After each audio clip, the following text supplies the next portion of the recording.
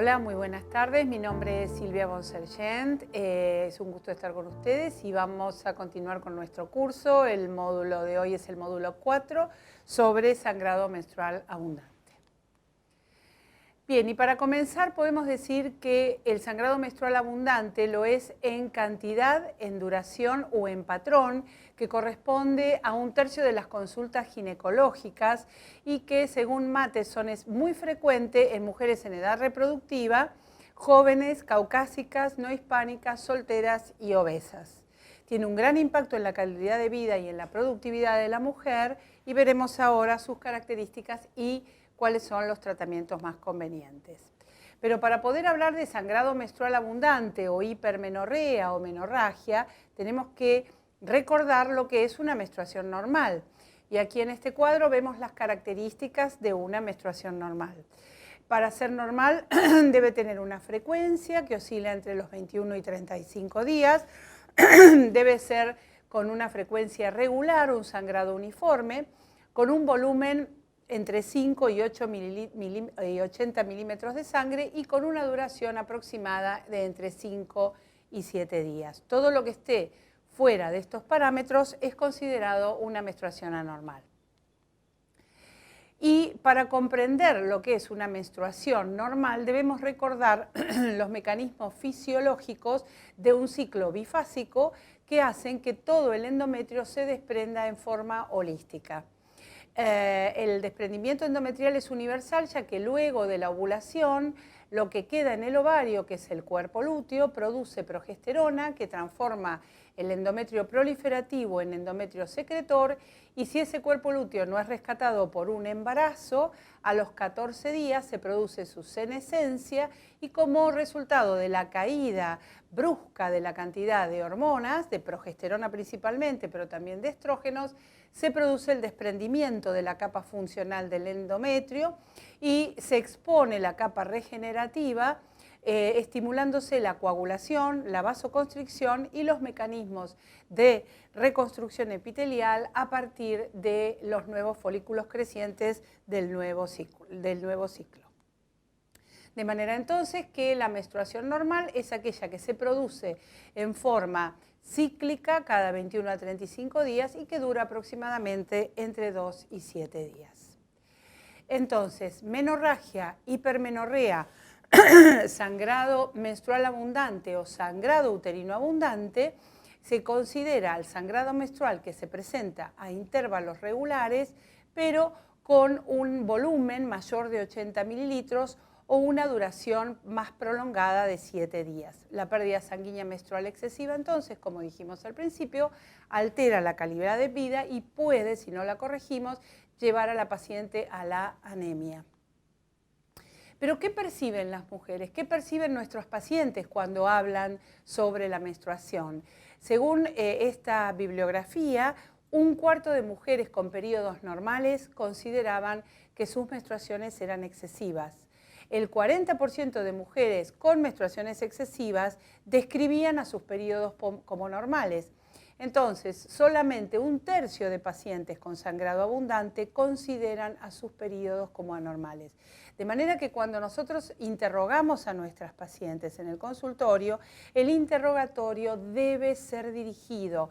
Debemos establecer preguntas sencillas que nos permitan saber si esa paciente tiene en realidad un sangrado anormal, porque muchas lo perciben como común y entran en un periodo de anemia crónica donde sus síntomas son solapados y la paciente no lo refiere. ¿Qué podemos preguntarle a nuestra paciente para percibir si ella tiene un sangrado anormal? Preguntas simples como, por ejemplo, por la mañana cuando te levantás, ¿manchás la ropa de cama con flujo menstrual? ¿Cuántas veces te cambiás los apósitos diariamente? Estas preguntas nos pueden ayudar, lo mismo que hacer un diario, un calendario sobre cuánto dura el ciclo y cuántos apósitos se cambian por día. Esto es un elemento que nos va a ayudar a hacer diagnósticos, ya que como vemos en esta diapositiva, muchas de estas pacientes, el diagnóstico de sangrado abundante puede pasar desapercibido y hemos recibido enfermas que tenemos que transfundir porque nunca han aportado el dato importante de que tienen menstruaciones abundantes. Aquí tenemos entonces otra bibliografía que nos aporta qué es lo que sucede a las pacientes cuando las interrogamos por percepción del sangrado. Si vemos a la izquierda de la diapositiva, vemos que aquellas pacientes que tienen sangrado escaso, hay un porcentaje que percibe como su menstruación como abundante. Y en el otro extremo, a la derecha, las pacientes que tienen sangrados muy abundantes, prácticamente la mitad refieren sus sangrados como moderados y aún como leves. De manera que el interrogatorio debe ser dirigido y por eso es importante que nosotros pesquisemos esto para poder después ofrecerles las soluciones terapéuticas. Bien. Pero es importante cuando hablamos del diagnóstico de explicar o tratar de llegar a ver cuál es la causa del sangrado abundante. Y para ello tenemos que hacer una disquisición entre las causas del sangrado, las anomalías estructurales o las anomalías no estructurales que pueden llevarnos a esta condición. En cuanto a las anomalías estructurales, como nos muestra esta diapositiva, tenemos pólipos que pueden causar sangrado menstrual abundante, adenomiosis, que es la endometriosis interna, leiomiomas, que pueden aumentar el flujo menstrual, y patología maligna como las hiperplasias o aún el cáncer de endometrio. De manera que es fundamental hacer un diagnóstico antes de ofrecer una terapéutica a nuestras pacientes. Y en cuanto a las anomalías no estructurales, no olvidar las coagulopatías, sobre todo en adolescentes, donde las enfermedades coagulopáticas como la enfermedad de von Willebrand son más frecuentes que en la paciente mayor, patología ovárica como los desórdenes ovulatorios, la anovulación crónica, que se da también frecuentemente en los extremos de la vida reproductiva, la patología endometrial, alteraciones en la función del endometrio, la iatrogenia con distinta medicación y tenemos también las causas no clasificables.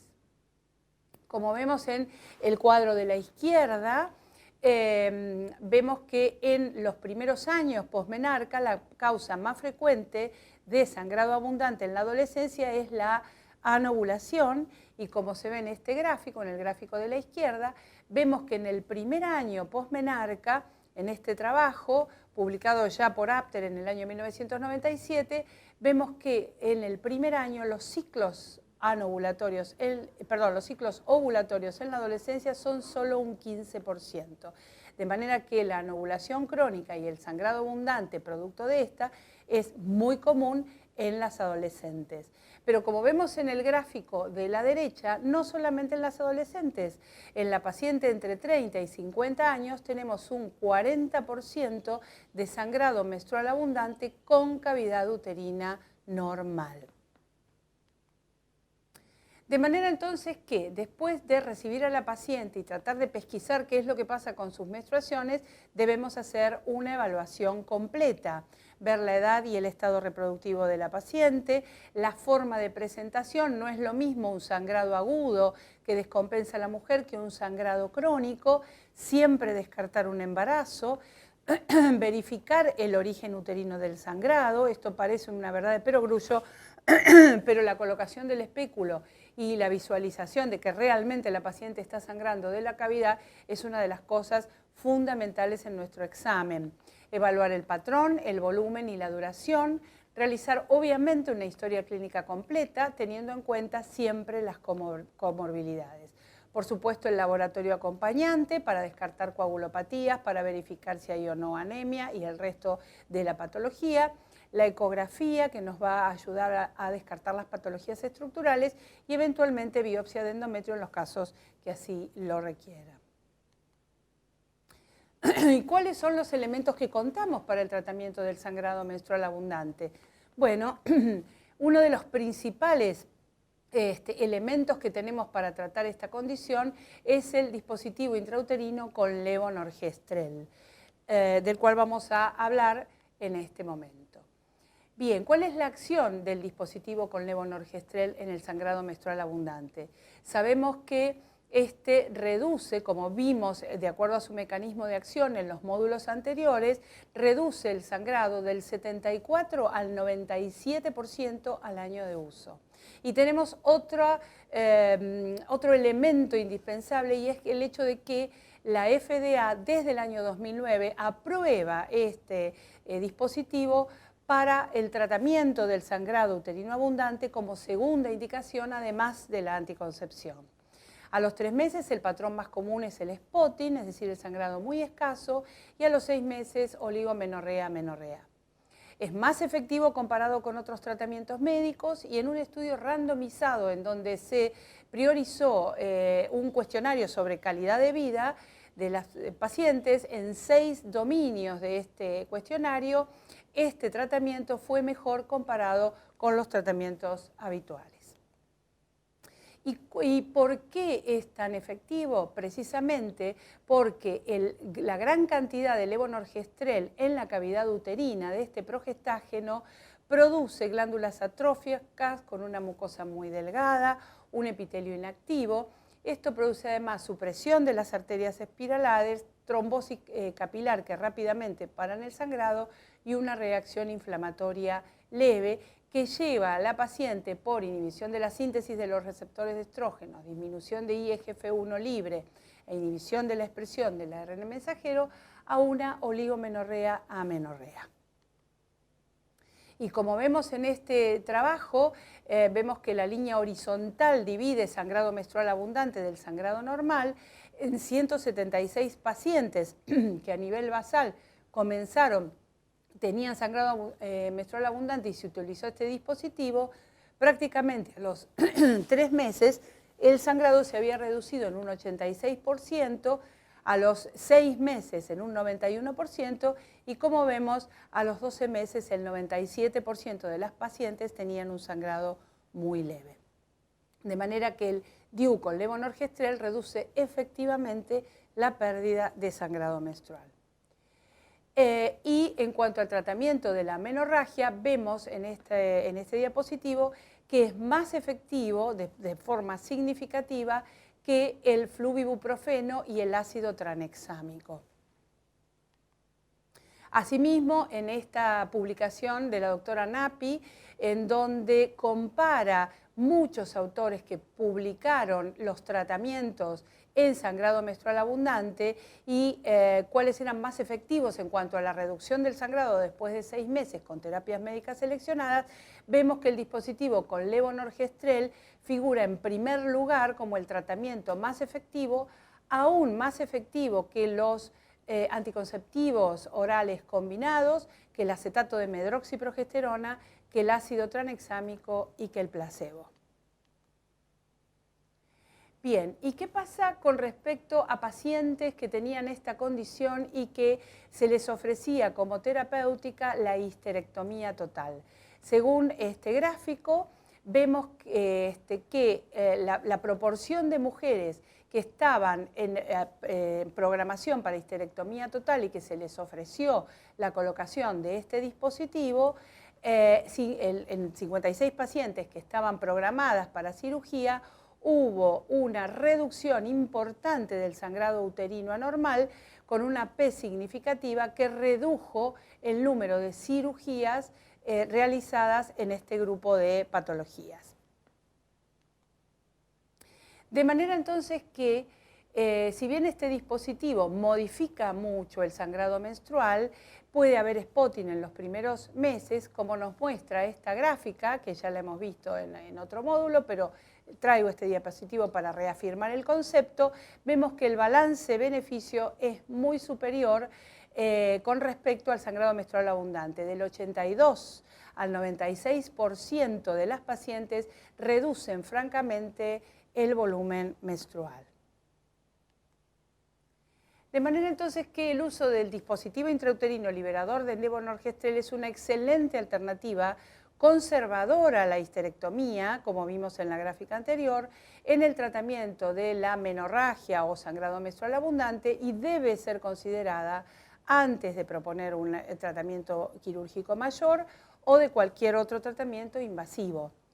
Y según las últimas reseñas bibliográficas, les traigo por ejemplo esta publicación de Canadá, en donde se ven que desde el año 2015 ya la Sociedad de Obstetricia y Ginecología de Canadá promueve primero ofrecer este tratamiento, este dispositivo, en las pacientes que tienen sangrado menstrual anormal. Asimismo, también vemos que la Universidad de Texas también ofrece o explica que se debe ofrecer primero este tratamiento por ser sumamente efectivo y además es un tratamiento reversible desde el punto de vista de anticoncepción y es superador con respecto a la histerectomía por los riesgos, por el balance riesgo-beneficio que esto significa. Y otra publicación, como por ejemplo en este caso, vemos este metaanálisis de estudios randomizados en el cual se ve que el tratamiento con el dispositivo de levonorgestrel es superador con respecto al tratamiento con la ablación endometrial con balón térmico, que es un procedimiento invasivo. Comparando ambos procedimientos, el DIU de levonorgestrel es superador con respecto a este tratamiento y además, como dijimos anteriormente, es un método que si la paciente además busca anticoncepción es absolutamente reversible, protegerá su endometrio, mejorará su condición física si tiene sangrado menstrual abundante y anemia, y si va a buscar embarazo, es un método reversible y estará en mejores condiciones para enfrentar esta situación. Bien, entonces, ¿cuáles son las conclusiones generales con respecto a la utilización del SIU de levonorgestrel en el sangrado menstrual abundante? Bueno, ¿por qué indicarlo? Primero, porque es altamente efectivo como anticonceptivo. Segundo, es el mejor método, como vimos en las distintas publicaciones comparativas para la reducción del sangrado menstrual. Tercero, porque es un anticonceptivo de larga duración que le da una protección de 5 años a la paciente. Cuarto, porque es costo eficaz, el costo inicial, que puede ser considerado mayor, rápidamente se iguala a los anticonceptivos orales, por ejemplo, ya a los 2 años de uso. Mejora la calidad de la vida de la paciente porque tenemos estudios que así lo demuestran. Puede utilizarse en pacientes que tienen contraindicados los estrógenos y evita un alto porcentaje de histerectomías.